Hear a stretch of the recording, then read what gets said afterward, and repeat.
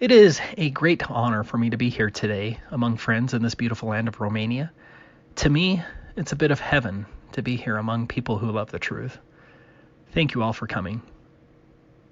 Today, I'm going to address the Flat Earth journey.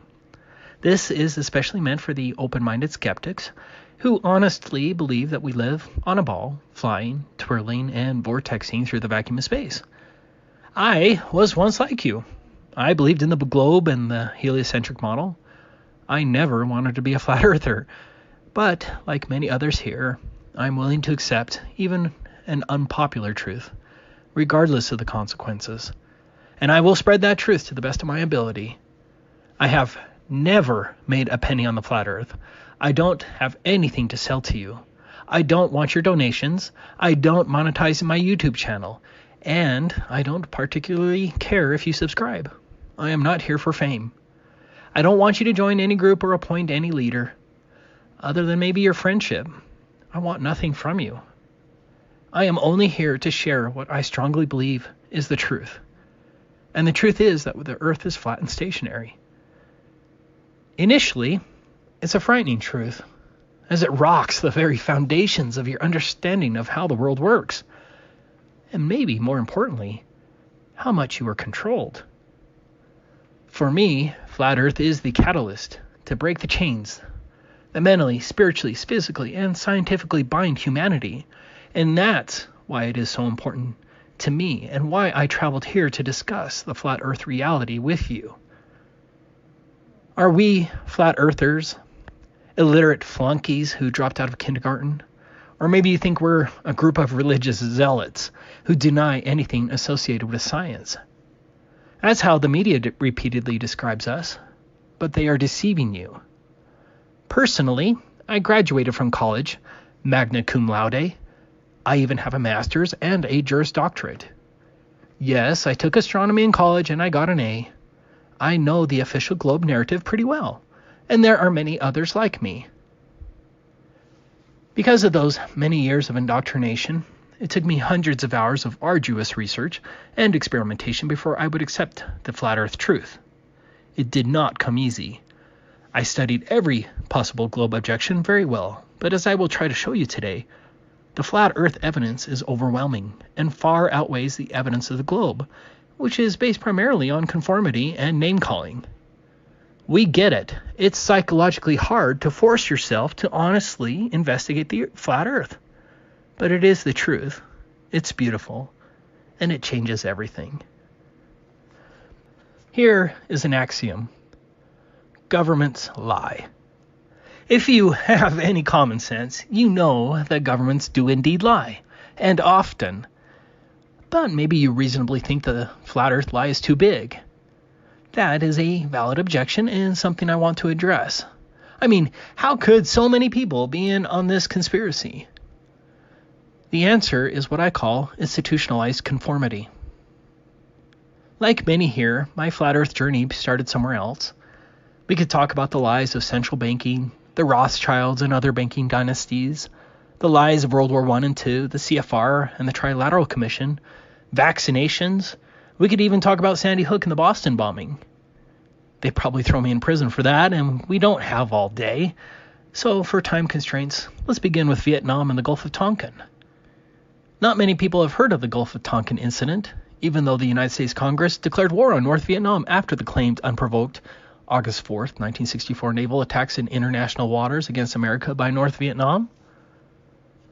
After the supposed August 4th attacks by North Vietnam, the United States Congress passed the Gulf of Tonkin Resolution, which granted President Lyndon Johnson the authority to assist any Southeast Asian country whose government was considered to be jeopardized by communist aggression, thus bringing America into the Vietnam War. LBJ recognized the importance of the Gulf of Tonkin Resolution when he quipped that the resolution was like Grandma's nightshirt. It covers everything.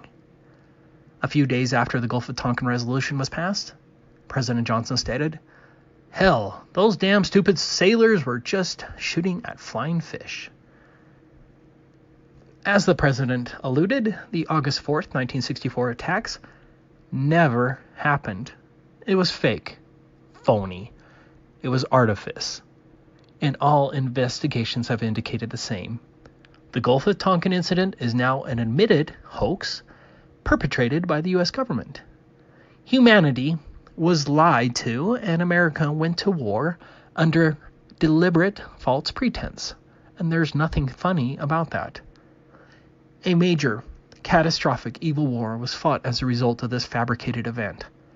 Hundreds of thousands of people died as a consequence of this conspiracy. But here's my question to you. How many people were punished as a result of this admitted heinous lie that led to the deaths of hundreds of thousands? 0. I would think wide-scale murder and treason would be of some concern to our enforcement agencies, but it doesn't seem like they cared. So, we have a huge, whopping lie that led to hundreds of thousands of deaths that is whitewashed by our governments, our media, academia, and our police enforcement agencies. Are big lies possible? Gulf of Tonkin says yes. Let's talk about Operation Northwoods. Operation Northwoods was an admitted Department of Defense 1962 memorandum that called for the CIA or other U.S. government operatives to commit acts of terrorism against American civilians and military targets, blaming them on the Cuban government and using it to justify a war against Cuba. Damn, that sounds familiar. The plans detailed in the document include the possible assassination of Cuban emigres, sinking boats of Cuban refugees on the high seas, hijacking planes, blowing up a U.S. ship, and orchestrating violent terrorism in U.S. cities. The treasonous U.S. Department of Defense was openly proposing to commit acts of terrorism against American civilians in U.S. cities. It was the proposed murder of Americans so that America would go to war to murder others. Fortunately, these proposals were allegedly rejected by John F. Kennedy.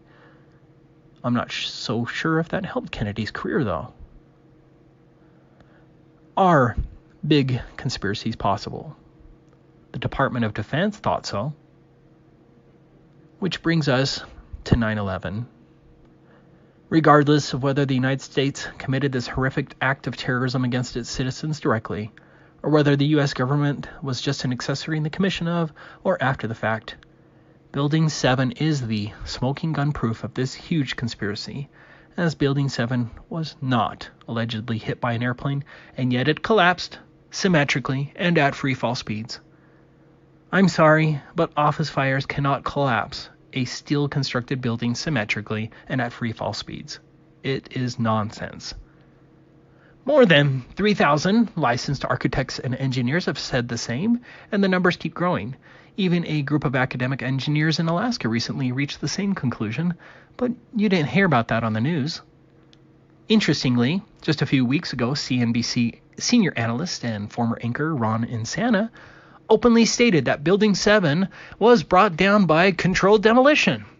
Again, you probably didn't hear about that. Why were there no mainstream discussions of Building 7, an obvious demolition that would have had to have been wired to explode long before September 11th?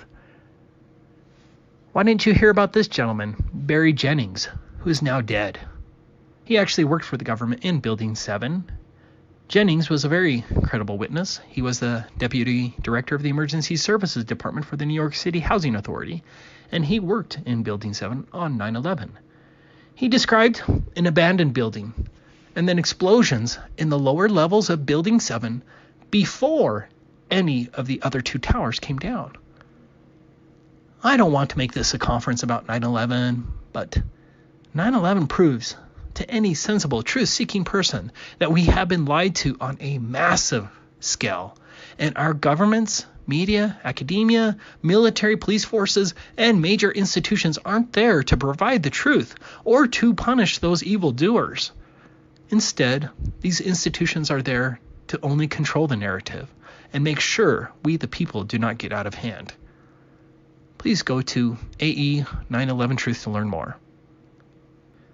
One other thing 9/11 indicates is that the evil cabal, that controls things, has hired hundreds of propagandists, publications, so-called experts, media darlings, and their agents who do nothing but belittle truth seekers, lie, and promote the official narrative.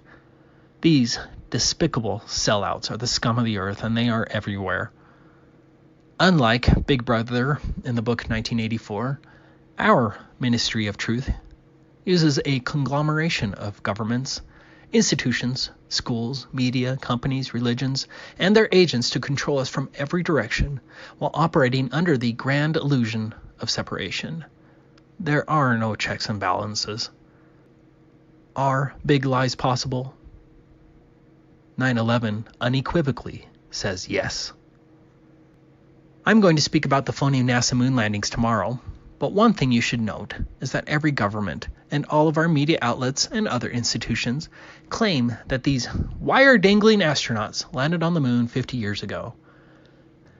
These liars supposedly fell at 4,000 miles per hour in this piece of junk that was never flown even once on Earth. They then later attached a fold-up dune buggy and lived 3 days in this untested papier-mâché craft in the harshest environment imaginable. They want you to believe that NASA operated this camera 234,000 miles away while it panned and zoomed out in real time while filming this ridiculous contraption that's obviously missing the thrust from the end of the nozzle. You can even see telltale signs of 1960s movie backdrops during all of the alleged landings. Are big conspiracies possible?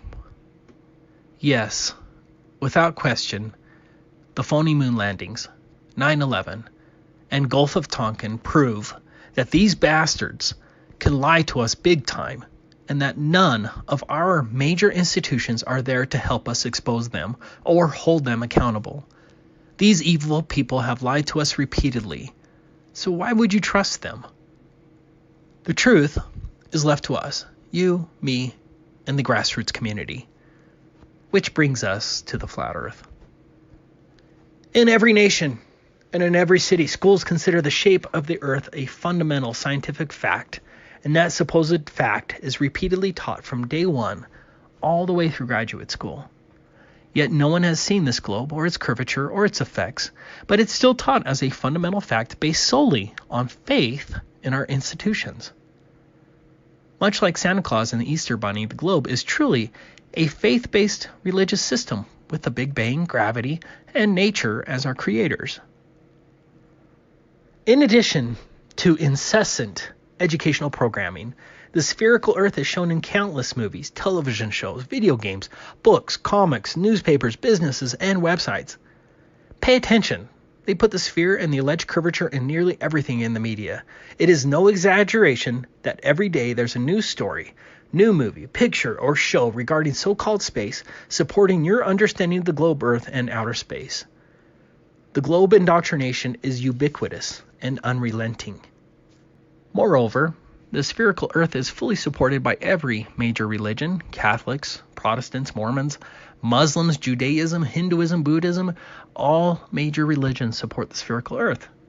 There is no other symbol that is shown with as much pride and zeal than the globe Earth. Moreover, the term flat earther is a well-known pejorative term to refer to someone as anti-science or anti-facts. If you ever want to ruin your reputation among a group of people, just refer to yourself as a flat earther, and the mocking will begin by even your closest loved ones. I guarantee that every flat earther here knows this as a personal fact. Ask yourself, why does questioning the globe Earth cause such a knee-jerk, negative emotional response? Like Pavlov's dogs, when you mention the flat Earth to anyone, almost without exception, the listener will be enraged, salivating at the mere mention of it. We get it, but please, try to set aside that Pavlovian response and just allow yourself to have a legitimate discussion with us, even out of intellectual curiosity. So what has caused we flat earthers, who probably number in the millions now, to abandon our educational foundations, all mainstream science, every major religion, and all of our news, entertainment, and media to support an idea that is even used as a slanderous term to refer to someone as an idiot? In a nutshell, Flat Earth is about hundreds, if not thousands, of grassroots tests, experiments, and observations that consistently belie the globe model. New experiments, tests, and observations are coming out every day from every nation, unequivocally indicating that the globe is false and we truly do live on a flat and stationary Earth. There is no faith involved. It's a testable fact. But I'm going to show you right now who's to blame for the flat Earth revolution. Here are the three primary culprits: the curvature formula, the Nikon P900, and YouTube. Those three things changed my life forever, and it shocked me to my core. Culprit 1, the curvature formula. Back in 1838, Samuel Rowbotham tested the purported Earth's curvature with a telescope standing 8 inches above the water while he watched a boat remain visible for a distance of 6 miles, which should have been impossible under the official globe dimensions. In fact, the boat should have been mathematically hidden 16 feet below the horizon, but it wasn't. Rowbotham's book, Zetetic Astronomy, is a must-read, where he includes many other tests as well. In Zetetic Astronomy, Rowbotham introduced the world to the curvature formula. Now, I understand Romania uses the metric system, however, I'll be using mostly the imperial system for simplicity, so please bear with me. I want everyone in the audience to please show me by raising your hands how many of you know the answer to this question. 8 inches per? Please, everyone say it with me. 8 inches per mile squared. How did an entire audience know this mathematical expression? 8 inches per mile squared represents how much a distant object should be hidden below the horizon from a ground level view based on the official mathematical dimensions of the Earth. That is a ball Earth with a circumference of 24,901 miles. The curvature formula is a mathematical certainty for all observable distances with respect to the imaginary globe Earth. Rowbotham stated the curvature drop formula very well. If the Earth is a globe and is 25,000 English statute miles in circumference, the surface of all standing water must have a certain degree of convexity. Every part must be an arc of a circle. From the summit of any such arc, there will exist a curvature or declination of 8 inches in the first statute mile. In the second mile, the fall will be 32 inches. In the third mile, 72 inches or 6 feet, as shown in the following diagram. So, at 1 mile, a distant object should drop 8 inches. Not a big deal. But let's look at 4 miles.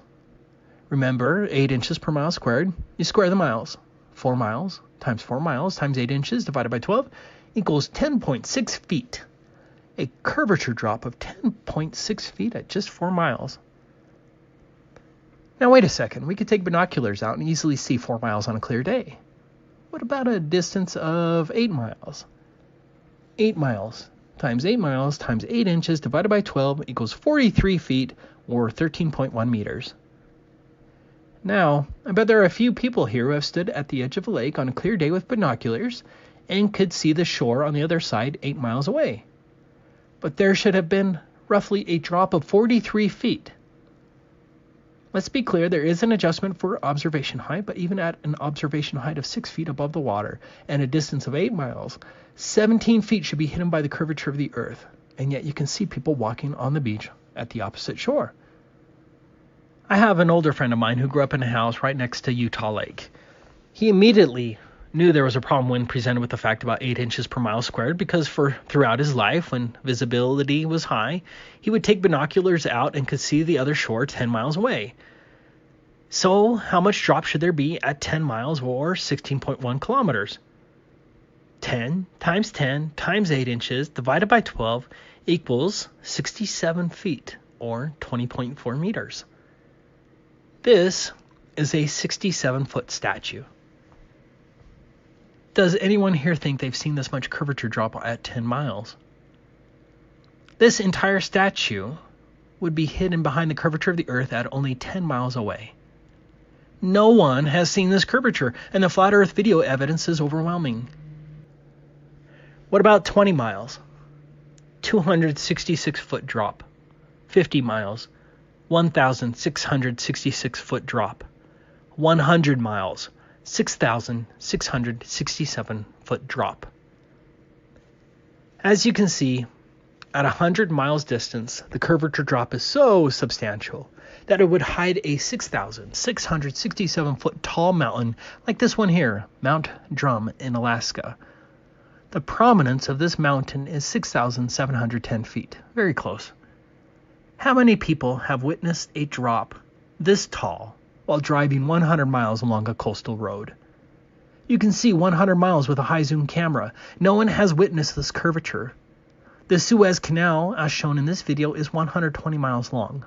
Under your official globe model, that's a curvature drop of 9,600 feet or 2,926 meters. That's about the prominence of Mount Shasta, shown here. Do you see a curvature drop of 9,600 feet along the Suez Canal in this video that could hide Mount Shasta? I don't. Another important question is, why haven't you ever heard about the very fun fact that the Earth supposedly drops at 8 inches per mile squared? Everyone's heard of E equals mc squared, and no one can apply that to reality. But up until just a few years ago, no one ever heard of the Earth's supposed curvature drop of 8 inches per mile squared, even though every person should see this on a daily basis. Imagine how fun that would be in a classroom to demonstrate the shape of the Earth by measuring the supposed curvature drop of a city that's 30 miles away, by using a simple math that a 10-year-old would comprehend. But no one was ever taught this in a classroom, not even in surveying courses. Why? The 8 inches per mile squared formula is very accurate over all visible distances. Let me reiterate. 8 inches per mile squared isn't some math we flat earthers made up. These are the actual factual numbers based on the official dimensions of the Earth, and you are welcome to do the math or plug the information into engineering software to verify it. I didn't believe it at first, and even Google used to falsely claim that it was only 8 inches per mile. I had to double check the math on AutoCAD just to be sure. It is a mathematical certainty that does not fit with actual repeated observations and tests.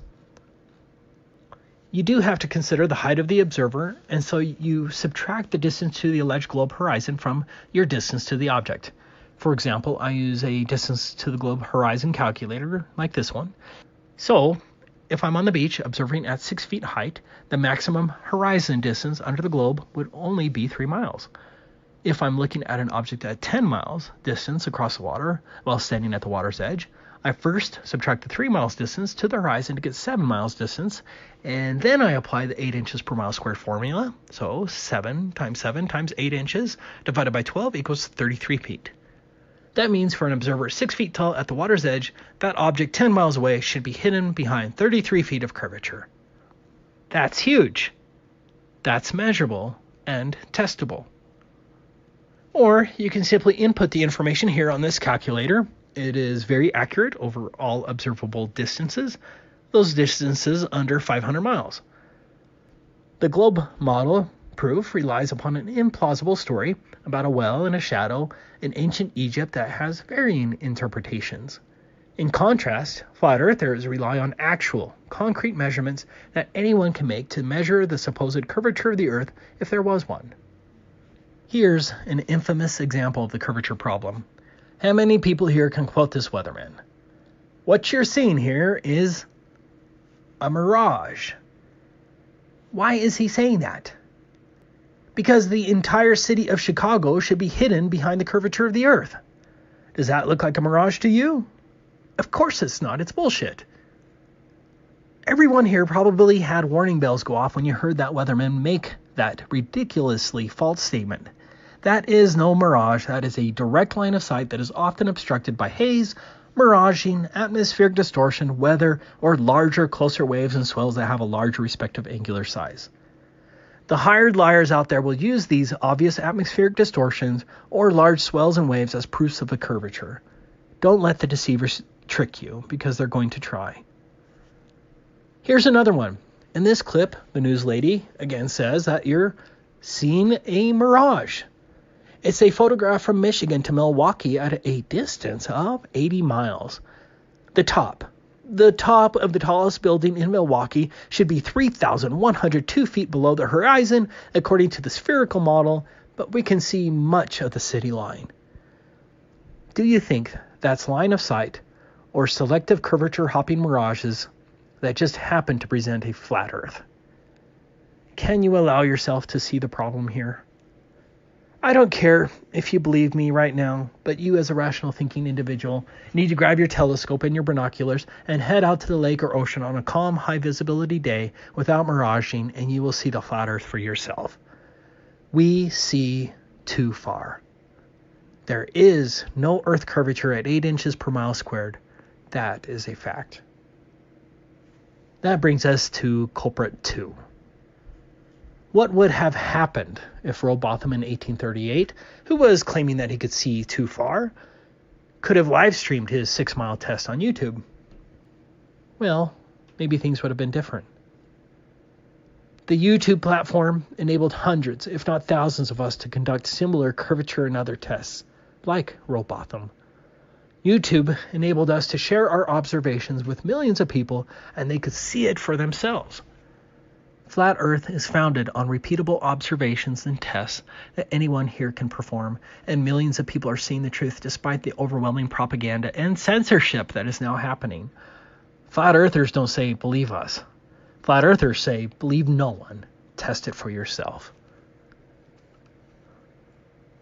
Because of the Flat Earth revolution, YouTube has taken active steps to stop the Flat Earth on its website, as openly stated in Congress by the president of YouTube, as shown right here. Yes, the president of YouTube proclaimed that YouTube would suppress Flat Earth and promote the official story, and it's YouTube's official policy. And so it's hard to find genuine Flat Earth researchers anymore. YouTube is now actively banning and suppressing peace-loving people like me, while simultaneously promoting the official globe narrative. But Google's censorship cannot undo what has been done. Humanity has discovered that there is indeed no curvature to the Earth, and that truth will not be suppressed, because you can see it for yourself with merely a telescope or high-zoom camera.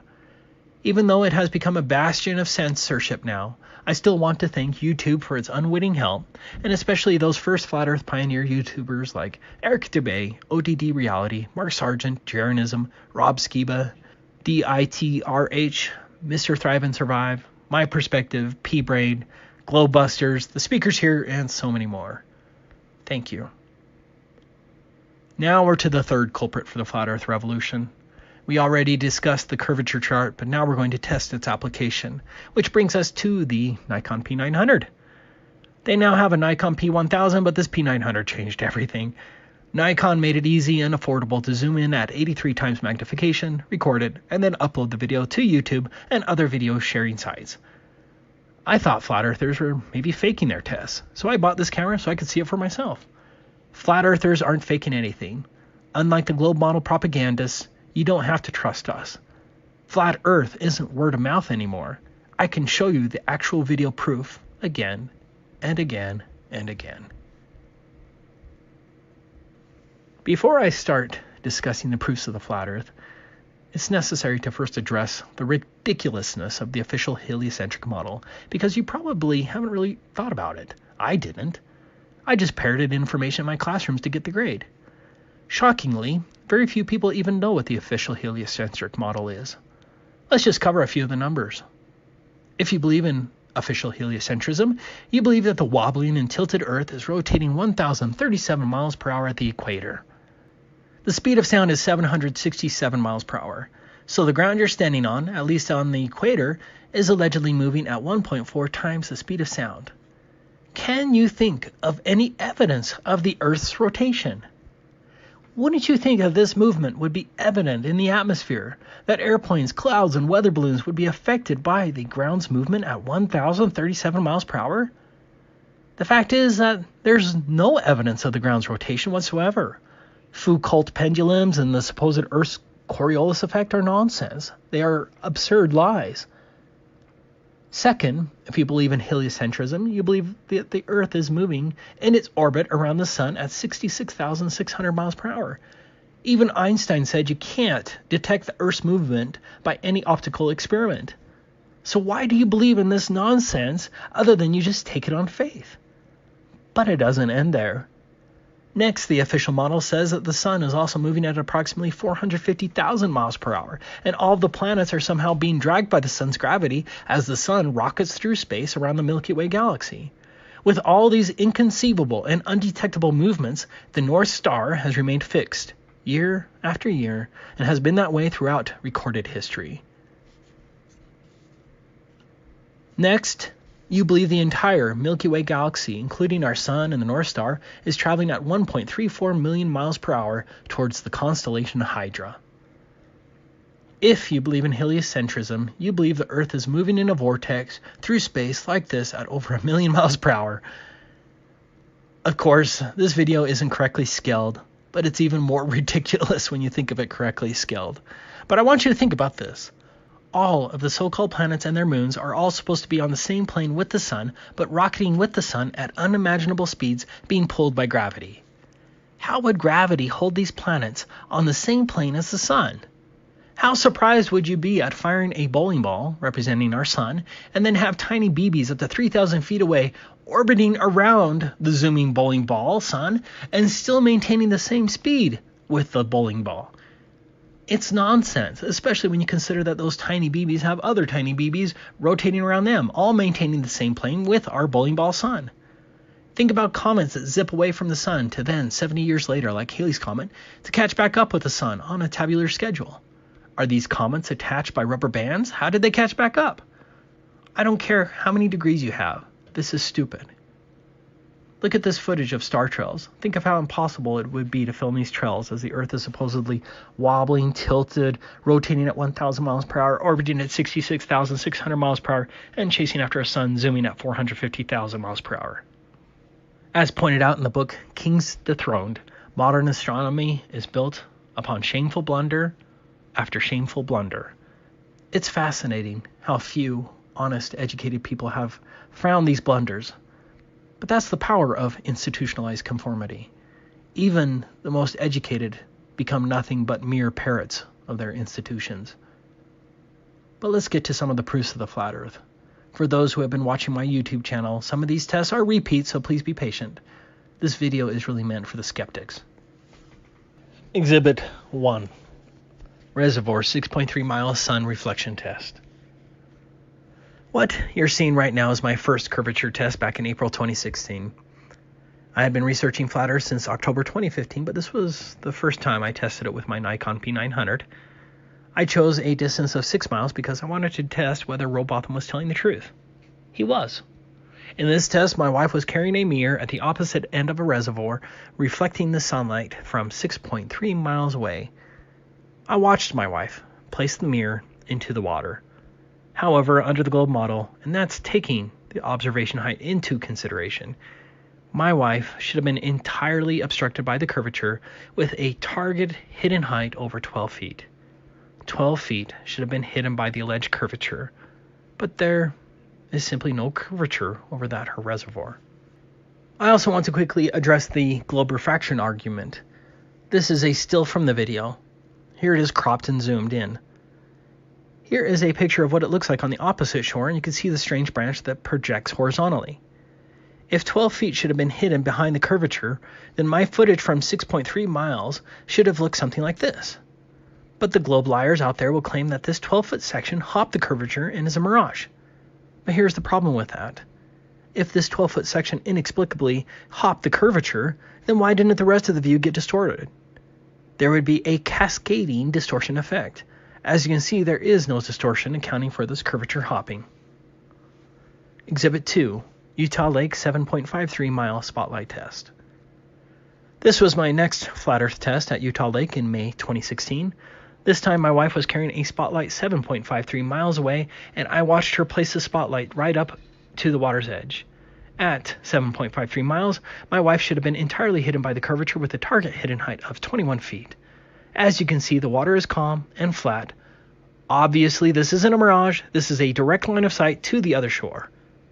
In order to see this far, you need very calm water, without miraging or atmospheric distortion.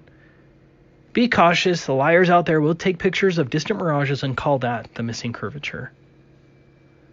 Exhibit 3, Utah Lake 7.53 mile frozen spotlight test. For this test, I reversed the previous Utah lake test, and I conducted this test in freezing conditions. Like the last time, my wife's spotlight should have been hidden 21 feet below the horizon. What's also important about this video is the fact that all of the lights and the reflections are symmetrical. A globe supporter wants you to believe that the spotlight is selectively arcing over the curvature, which is absurd. But if that's the case, then how come all of these lights are symmetrical, like they're above a mirror?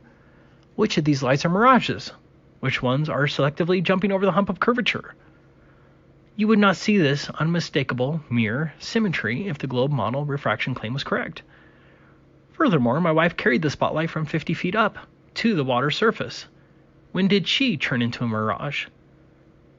Notwithstanding the absurd objections, it is obvious that the lake is flat. Water seeks its own level. So long as viewing conditions are clear, the globe model fails again and again. But don't trust me. Go out and do these tests yourself. Exhibit 4. The horizon test. What is the horizon? Under the globe model, the horizon is a physical barrier caused by the alleged curvature. Under the globe, the horizon marks the point where the water or ground geometrically begins to obscure distant objects. This is the official position. As I mentioned earlier, you can use a calculator like this one to determine the distance to the alleged globe physical horizon. In contrast, the flat Earth model says that the horizon is a matter of perspective. Artists get it. You'll see the same in a long corridor or in a tunnel. Just like how railroad tracks meet at the horizon, the ground and the sky similarly meet at the horizon. Do you think it's just coincidence that railroad tracks come together at the horizon? No, this is all a matter of perspective and has nothing to do with the physical curvature barrier. You can see this truth of perspective by just looking at the clouds at the horizon. You can see that the clouds follow perspective lines and are not bending around a curvature. In fact, you don't see any bending of clouds to match the curvature whatsoever. This is how sunsets work on a flat Earth. I have spent a lot of time and effort in testing the alleged globe horizon, and the globe model does not match reality whatsoever. For this horizon test, I was at the Great Salt Lake in Utah. I was observing a small piece of land at a distance of 1.34 miles. I brought the camera down to just a few inches above the water. Under the globe model, at just a few inches above the water, the horizon could not be further than 0.7 miles away. That's the maximum horizon distance under the globe model. There should not be any water visible beyond 0.7 miles, but you can clearly see the horizon extending many miles further than possible under the globe model. The naysayers will claim that this is a mirage or that the water is selectively refracting. Think about that.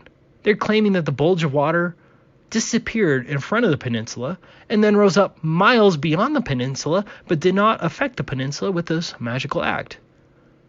The refraction excuse is nonsense, and each observation I've shown you so far clearly proves that. Exhibit 5. BMLS B69 and the oil platforms.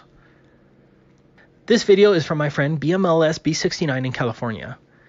For this video, he's at an elevation of 105 feet. There are 3 oil platforms he's filming. The closest one is at 10.9 miles, the second is at 21.9 miles, and the third is at 26.4 miles. From that elevation, the horizon line cannot be further than 12.6 miles. In other words, under the globe model, the horizon should appear before the second platform, and 59 feet of the second platform should be hidden by the curvature. As you can see with your own eyes, the horizon is not only beyond the second platform, the horizon is beyond the third platform, further than 26.4 miles. 130 feet of the third platform should have been hidden below the horizon, but none of the platform is obstructed. We know this since the horizon is beyond the third platform. Did the bulge of water selectively disappear from in front of the second platform and then reappear well beyond the third platform? And this disappearing and reappearing magic effect happened all without affecting the 2 platforms themselves? Are you skeptics starting to see the problem with the globe yet? What do you do when the evidence you can reasonably gather completely contradicts your indoctrinated presumptions? Will you allow yourself to question your indoctrination, or will you hold fast to your comfortable conformity? I can show you many more of these horizon tests, all proving the globe model faults. But let's get to some of the laser tests. Exhibit 6, D. Marble's 10-mile laser test. This laser test was by D. Marble. In this case, the person holding the laser was at 7 feet, shooting the laser at a distance of 10 miles. At 10 miles under the globe model, the observer would have to be at a height of 30 feet in order to see the laser source. Instead, you can see the source of laser at just inches above the water. That water is flat, and the laser source proves that it is not being obscured behind the curvature. The liars have tried to confuse the issue by claiming that the laser wasn't level, but that's entirely irrelevant, since if the laser was angled downward, it would have hit the ledge curvature quicker. If the laser was pointed upward, then the observers would still not have seen the source, because the source of the laser would still have been hidden behind the alleged curvature. This footage would be impossible if we were living on a globe. Exhibit 7. Dr. John Dee's 9.5-mile laser test. Now, the following test was by Dr. John Dee, who has a PhD in spectrophotometry.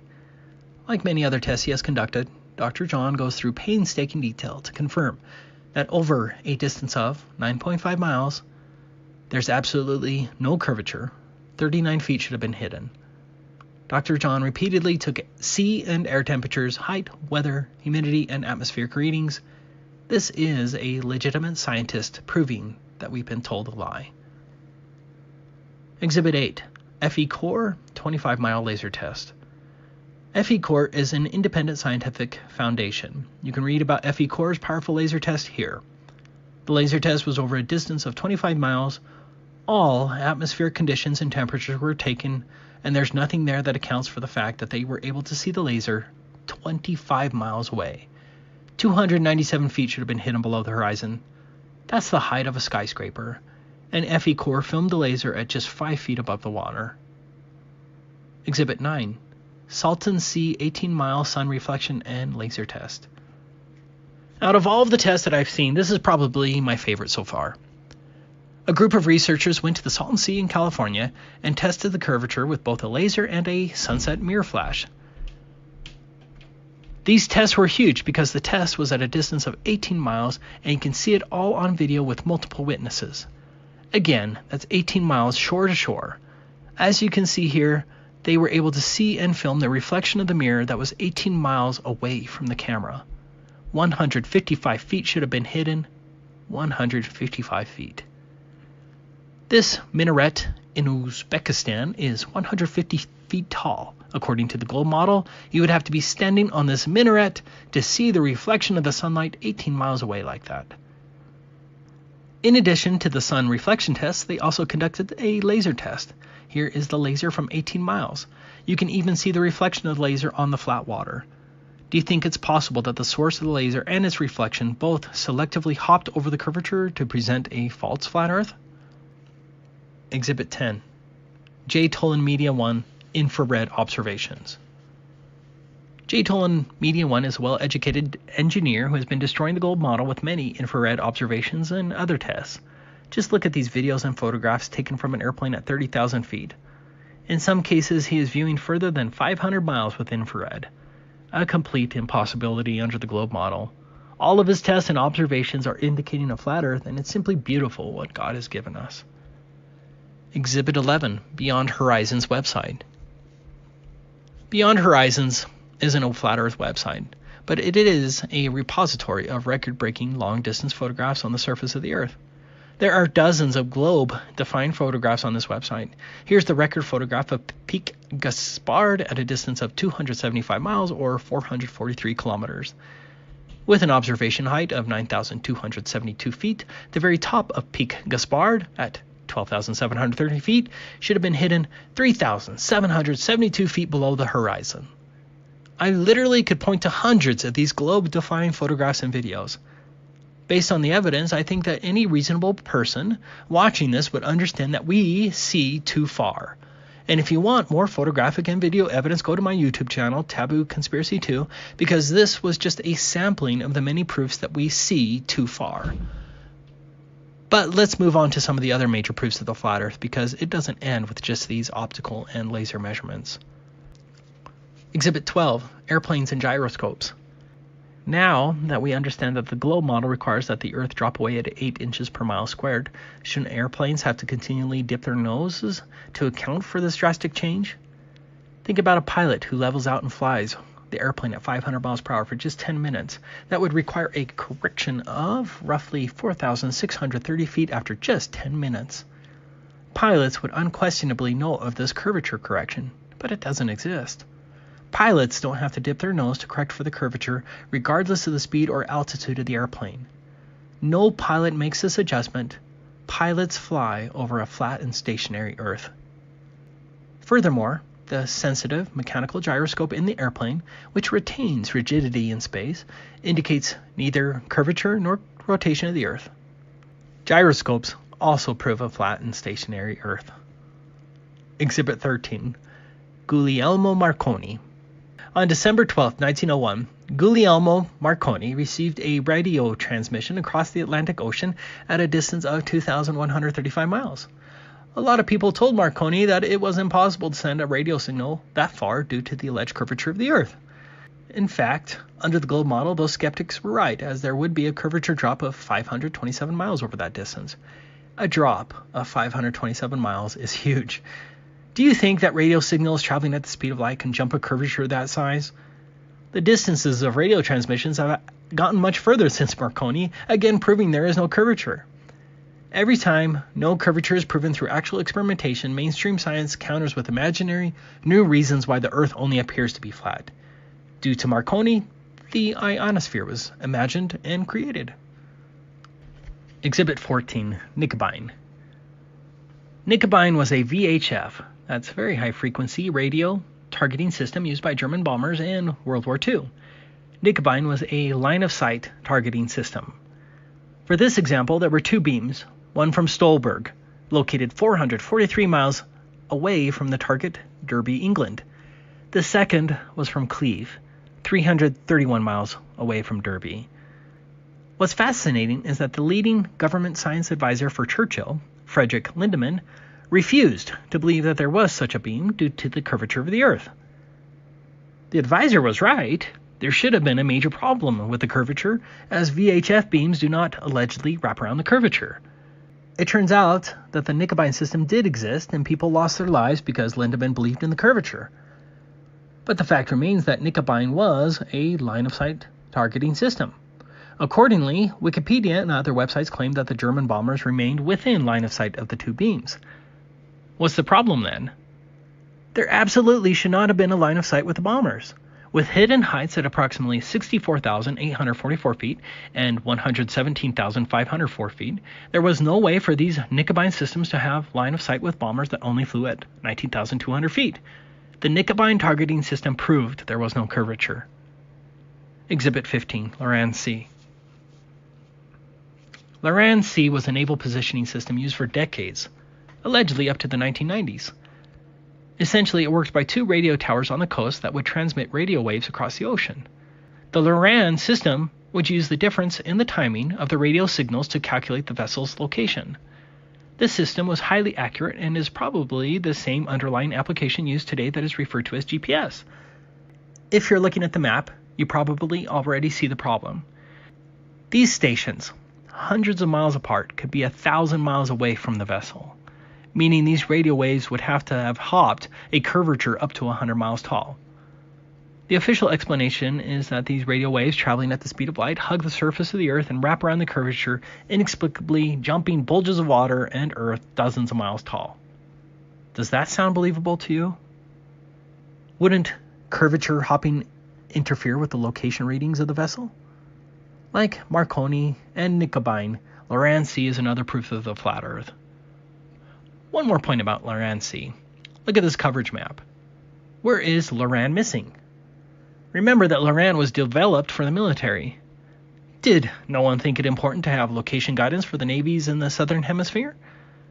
The fact that Loran was missing in the south indicates that there was a problem with distances for southern vessels, which makes complete sense when viewed under a flat Earth map. The same applies for airplanes, which always lose their GPS signals in the oceans over the south, again evincing a flat Earth. Exhibit 16, the non-rotating atmosphere. At the equator, the ground is allegedly rotating at 1,037 miles per hour. Yet Felix Baumgartner took a balloon up to 128,000 feet above the surface, and it took him 2.5 hours to get that high. So, if the ground is rotating at 1,037 miles per hour, then Felix Baumgartner should have landed in the Pacific Ocean. As you are aware, Felix didn't land in the Pacific Ocean. He actually landed 44 miles east of his launch site. That's against the supposed rotation and absolutely the wrong direction. Don't you think the rotation of the Earth should have affected Felix's jump? They want you to believe that as Felix rose up through the air, that the layers of the atmosphere continually sped up to keep up with the ground below. Does that make sense to you? I'm sorry, but the globe model is belied by fluid dynamics. Look at this volcanic plume. Although angled perpendicular to the surface, the volcanic plume is unaffected by any purported rotation of the ground below it. How could the upper layers of the plume keep up with the ground spinning at 1,000 miles per hour? It's asinine when you really think about it. From airplanes, to weather balloons, to hurricanes, to clouds in the sky, nothing is affected by any alleged rotation of the Earth. I really like this quote from physicist Dr. Carl Scheffer.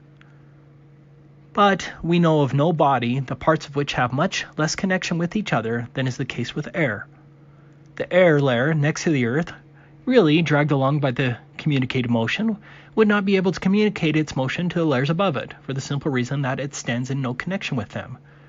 These upper layers must therefore remain in their place, or which would signify the same thing, would apparently flow westward with the same rapidity with which the Earth is said to rotate to the east.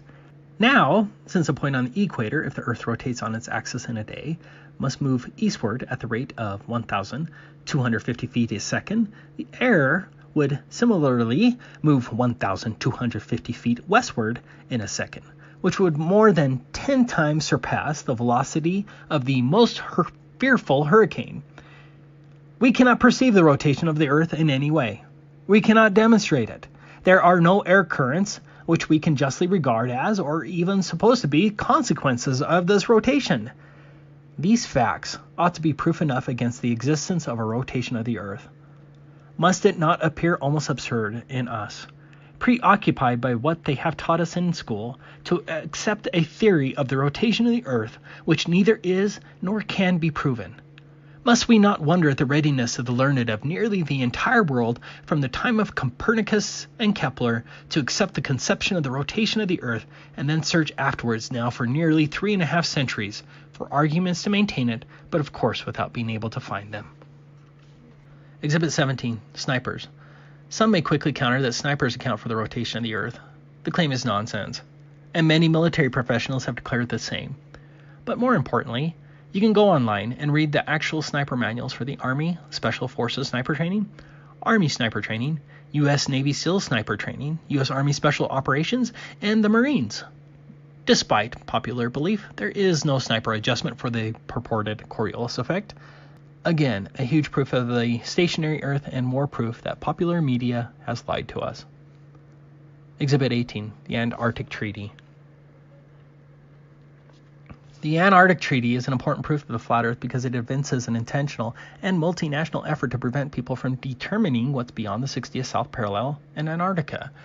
In short, independent travel is not allowed or outside of the 60th south parallel, and that hides the flat Earth. Under the general concept of the flat Earth, Antarctica is the likely shoreline of the world's oceans. North is in the middle, south is in every direction towards the outside of the circle. You can see that here on this flat Earth map from 1587 from Urbano Monti and this 1892 Gleason map, both of which came out long before the Antarctic Treaty. Because of this, Antarctica is the one area that would prove the flat Earth model correct. Coincidentally,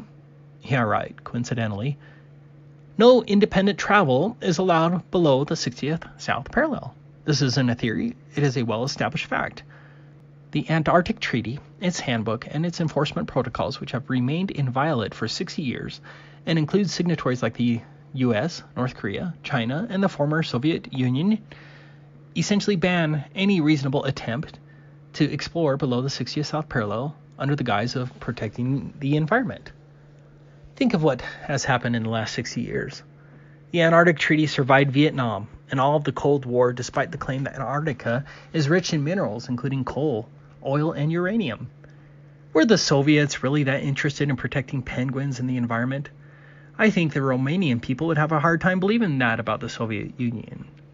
It's ludicrous. Yes, Romania ratified the Antarctic Treaty on September 15, 1971. Don't your alarm bells go off when you hear that this huge swath of land, which is also the highest continent in the world, is off limits to independent exploration by people like you and I? Yes, they will claim you can independently go, but they are lying. The amount of red tape and other intentional restrictions that you would have to jump through is impracticable, and they know it, and the borders of Antarctica are patrolled by all signatory nations. Of course, there are token explorations along the ice shelf, and there are a few destination spots that you are not allowed to venture from, but that entire section of the world is off limits to independent travel. This doesn't happen unless they are hiding something big from us. If you would like to know more on the subject, go and watch this video I made. You can find it on the Globebusters channel. So telling we flat earthers to take a picture of the edge or the dome, if there is any, is a ruse because nobody is allowed to independently travel below the 60th south parallel, and that fact is proof of the flat earth. Exhibit 19.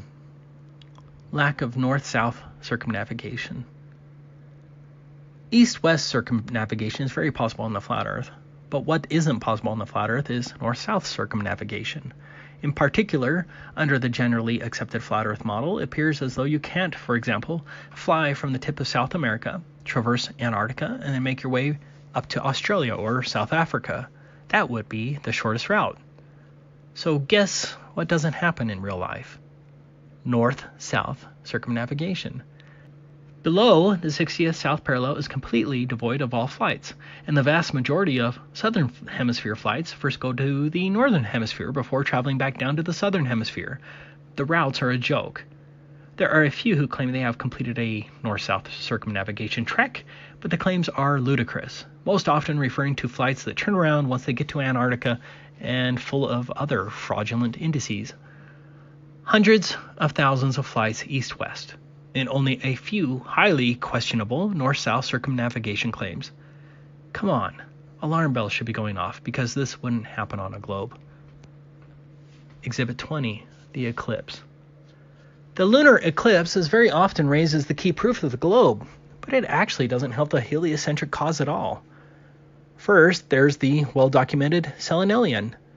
This is video of one that happened on January 20th, 2019. There's the lunar eclipse above the horizon, and there's the sun above the horizon. A Selenelian is where a lunar eclipse occurs when both the sun and the moon are both above the horizon, which means there is no alleged Earth between the sun and the moon that could cause a shadow on the moon. That's geometrically impossible, and the official explanation of refraction is ludicrous as it causes a cascade of problems with other actual observations. Next, the shape of the eclipse is wrong. A shadow of a sphere on a sphere does not make a curve like this. You just have to think about it. A curve on a curve is distorted. Third, the color a lunar eclipse produces is reddish. Can you produce a red shadow here on Earth? No, it's impossible, and again, the official explanation regarding sunsets and sunrises on Earth appearing on the moon is shockingly ridiculous. Finally, very often the lunar eclipse comes from the wrong direction, like in this video. Under the official model, the shadow should always come from the bottom and rise up. Instead, you'll often have lunar eclipse shadows come from top to bottom, again belying the globe model. The solar eclipse is a strong proof of the flat Earth. First, notice that the sun and the moon are the same size. That's a statistical impossibility under the globe model. Now look at the size of the shadow. The moon is supposed to have a diameter of 2,159 miles. Then why is the shadow of the moon only 70 miles across during a solar eclipse? These are all proofs that the sun and the moon are much more local than claimed. Exhibit 21. No photos of Earth from space. Another huge proof of the flat Earth is that there are no photos of the Earth from space. Here's the 2002 blue marble image created by Robert Simon from NASA. It looks real, right? But it's not real, and NASA says so. I can't say this with enough emphasis. This is an admitted fake. A NASA employee wrapped a flat map of the Earth. Let me repeat that. He wrapped a flat map, not photographs. He wrapped a flat map of the Earth around a cartoon ball and added surfaces, clouds, and oceans to match what people think the Earth looks like. You don't believe me? Well, let's look at this NASA article about Robert Simon, who created the 2002 blue marble image. Here's the first interesting admission from NASA. The last time any one took a photograph from Earth above low Earth orbit that showed an entire hemisphere, one side of a globe, was in 1972 during Apollo 17. Of course, the moon landings were fake, and so the 1972 photograph was fake. You can tell it's a painting when you actually look at it. But this is NASA admitting that there were no photographs of the Earth like this from 1972 until 2015. Without question, all of the so-called pictures of Earth from space for 43 years that you were brought up to believe in were only artist renditions and other fake images from NASA, and that's why NASA always uses the word image instead of photograph. That's pretty alarming. But this is the more interesting admission. Then we wrapped the flat map around a ball. My part was integrating the surface, clouds, and oceans to match people's expectations of how the Earth looks from space. That ball became the famous blue marble. Simon wrapped a flat map created from data, not photographs, around a ball and made up the rest with computer graphics to match people's expectations. Seriously, that's just propaganda. How many posters of this image hang on walls of classrooms across the world? Here, you can buy it on Amazon. Don't you think it should include the warning? This is a purely phony image created by NASA employee Robert Simon that was fabricated to match your expectations of what you think the Earth looks like.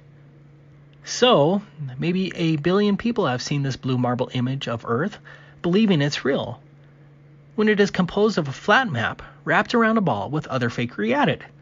Isn't that disconcerting for the honest, objective truth seeker? After the admitted 2002 blue marble fakery, NASA claims that they took an actual photograph of the Earth from space in July 2015. That's the first alleged photograph in 43 years. Here it is. Does this alleged 2015 photograph look much different than the admitted fake image of 2002? As we already saw, NASA artists can admittedly create fake images of the Earth that look real to everyone, and that's a fact. Shouldn't you now be a bit skeptical? Instead of spending $340 million on this alleged 2015 photograph, NASA could have just had another NASA employee recreate the 2002 image with a few different clouds and shading, and no one would know the difference, and NASA could pocket the rest. As a different example, if a forger created an admitted fake painting from Van Gogh and sold the perfect but fake Van Gogh for $1,000, that would be fine, right? As long as he's honest about it, I wouldn't have a problem. But then let's say this excellent forger claimed a decade later to have a real Van Gogh on sale for $50 million. Wouldn't you be a tad bit skeptical before purchasing it, especially if you had no way of verifying its authenticity? I would. But let's take a closer look at NASA's supposed 2015 photograph. Let's rotate it and zoom in. The word sex is spelled in the clouds. It's unmistakable. Some pervert at NASA thought that was awesome. This isn't cherry-picking one of 10,000 images. This is the first supposed photograph of Earth from space in 43 years, and it just so happens to have sex spelled in the clouds. Come on. Seems like Disney likes to put these types of hidden things to market its cartoons, like in The Lion King, for example. This was also an interesting quote from Wired magazine regarding phony space images. Images sure don't come straight out of space telescopes looking press release ready. Each visualization is the result of artists and planetary scientists collaborating to convert blips on a data readout into something that looks like a planet, all while remaining scientifically plausible. In other words, all of those space images you have on your walls are all imaginary constructs to only look plausible.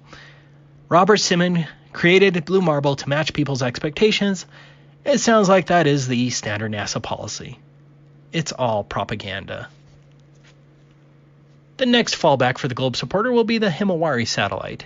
You know, the satellite the globe supporters always boast is producing thousands of images of the Earth from space. I have to say this again. NASA already stated that it can wrap flat maps around a ball and make it look real. Himawari is just a step up in the software, as now weather radar on top of flat maps is just wrapped around a ball with an added night and day terminator line. Paul on the Plane has a great video exposing the fact that Himawari is just that. Software that wraps flat weather radar maps onto a ball. That's it. The total lack of so-called pictures of Earth from space only proves that the globe and space are nothing but propaganda. Exhibit 22, the professionals. So, when I was introduced to the flat Earth, I immediately thought of the many professionals who would need to deal with the curvature of the Earth as part of their career. You know, snipers, surveyors, pilots, civil engineers, military guys, that kind of thing. We already talked about snipers, but the truth is that none of these professionals account for the curvature. There are many interviews now with airline pilots, military professionals, radar operators, missile operators, engineers, commercial surveyors, and many more, all stating that there is no accounting for the curvature or the Earth's rotation in any manner, not one bit. That's amazing, isn't it? So what proof do we have that we live on a rotating ball other than just faith and liars? Exhibit 23, the vacuum of space. They want you to believe that this Earth and its atmosphere are surrounded by a nearly endless vacuum that's more powerful than any vacuum that can be created here on Earth, and yet this vacuum is so weak that it can't remove our atmosphere. This is a fact. There's simply no possible way that an atmosphere can exist adjacent to a vacuum. Horror vacui. Nature abhors a vacuum. For example, this MIT professor is showing that once you have a gas exposed to a vacuum, that the gas will enter and fill the vacuum, but it's really just common sense. Here's a practical test by Dr. John D., who confirms the same. An atmosphere cannot exist adjacent to a vacuum. And as shown in the test, gravity doesn't fix the problem. You can just place the vacuum on top of the atmosphere, and it doesn't change the outcome, as the gas will flow straight up to the vacuum, and this is a minuscule vacuum when compared to the alleged vacuum of space. How do we know the official heliocentric model is false? Because we'd all be dead if it were true. Exhibit 24, high-altitude balloons. Some of the earliest high-altitude aeronauts confirmed the flat Earth. In 1931, Auguste Piccard reached an altitude of 51,775 feet, much higher than any plane you've been on. Piccard described the Earth as a flat disk with upturned edge. Around December 1933, Russian aeronauts reached an altitude of 11.8 miles, or 62,304 feet. The article reads, "Looking down, they tried in vain to detect any curvature of the Earth's horizon." No, you've never seen the curvature of the Earth from an airplane window. Fortunately, you don't have to be a death-defying aeronaut to see what's up there. What you're seeing right now is a video from 121,000 feet. I remember when I first saw this, I was just dumbfounded because it didn't match anything that I've watched before. Whenever you're shown a picture of a high-altitude balloon or even a high flight, you're shown something phony like this. This isn't once in a while. This is the standard. It turns out that these so-called curvature photos and videos were all shot with a fisheye or ultra-wide-angle lens to get this effect. That's a fact. The lens of the camera or the curvature of the window in the airplane is the supposed curvature. It's a curvature illusion. For all of our lives, we're inundated with supposed pictures from space. High-altitude balloons finally gave us a vision of what the Earth truly looks like from high up. Here's a great example of the standard deception. As you can see by the bent rope, the student's photo here was taken with a fisheye lens, and then the article falsely claimed it was the curvature. Do you see the deception? In addition to the flat horizon as shown at 128,000 feet, the Felix Baumgartner jump proves the flat Earth in another way. Here's where Felix entered the dangling capsule at maybe 10 feet. Notice where the horizon line is. Here's Felix at 128,000 feet. The horizon line should have dropped substantially. Instead, the horizon line is at the same exact spot, thus proving that the horizon does indeed rise to eye level, belying the globe model again. Exhibit 25. No space satellites. The common objection to the flat Earth is, what about satellites? Did you know that NASA has hundreds of these satellite balloons up in the air right now? I never knew these NASA satellites existed before flat Earth. Have you seen them? Google and many other companies have fleets of these balloons as well. Look up Project Loon. The fact that NASA and its subsidiaries hardly discuss these so-called satellites was a huge proof for me, because it evinces a deliberate effort to conceal the fact that space satellites don't exist, simply because they're not necessary. The whitewash of these balloon satellites is evidence that they are lying about space satellites. These high-altitude balloons can carry 8,000 pounds and include telescopes, radar equipment, communications equipment, internet, etc. Here's one that almost killed some people. Also, never mentioned is the fact that almost all of our alleged communications come from undersea cables and cell towers, not supposed satellites in space. Your cable and satellite radio do not come from space. What about the Hubble telescope? This is the Hubble telescope. It's called Sophia. One flat earther was able to get a NASA manager to admit on the phone that the images from Sophia were strangely being used as Hubble's images. Finally, look at these actual NASA videos of satellites. They are manifestly fake. Look at this one that was launched during a space shuttle mission. It's dangling from a wire. Yes, the graphics are getting better, but this one old video alone proves NASA is faking space. But we'll talk about that more tomorrow. There are so many more proofs of the flat earth that we could discuss. Look up Airy's failure and Michelson-Morley's experiments that showing the earth is stationary. Ask yourself how there is no worldwide change of stars if the earth is on different sides of the sun every 6 months, meaning under the official globe model, nighttime is pointed in opposite directions every 6 months, but there is no actual worldwide change of stars. Look at the moon and ask yourself why are all the craters perpendicular and why there isn't one crater from a meteor that came in at an angle or horizontally creating a chasm. Why do weather patterns and jet streams seem to fit so well on a flat earth map? Why is there so much more life towards the alleged northern pole but so little life towards the supposed southern pole when there shouldn't be any difference under the globe model? But my question to you is, what are you going to do now? Will you go back to your comfortable conformity like a good dog? Or do you have an unquenchable desire to know the truth? Dave McGowan made this poignant statement. But what if your own eyes and your innate, though suppressed, ability to think critically and independently tell you that what all the institutions of the state insist is true is actually a lie? What do you do then? Do you trust in your own cognitive abilities? Or do you blindly follow authority and pretend as though everything can be explained away? If your worldview will not allow you to believe what you can see with your own eyes, then the problem, it would appear, is with your worldview. So do you change that worldview, or do you live in denial? In closing, I want to answer the question of why the lie. Of course, they may be hiding land and resources from us. Essentially, the globe constitutes a psychological prison to keep we the cattle within our imaginary fences and under control. NASA makes $59.7 million a day. That's a day. To deceive us, and so there's certainly a financial motive. But I think the primary reason behind the lie is more spiritual, and found in this quote from the publication called Lucifer, the Light Bearer, that was written in 1887. We date from the 1st of January, 1601. This era is called the Era of Man, to distinguish it from the theological epoch that preceded it. In that epoch, the earth was supposed to be flat. The sun was its attendant light, revolving about it. Above was heaven, where God ruled supreme over all potentates and power. Below was the kingdom of the dead, hell. So it taught the Bible. Then came the new astronomy. It demonstrated that the earth is a globe, revolving about the sun, that there is no up and down in space. Vanished the old heaven, vanished the old hell, the earth became the home of man, and when the modern cosmogony came, the Bible and the church, as infallible oracles, had to go, for they had taught that regarding the universe which was shown to be untrue in every particular.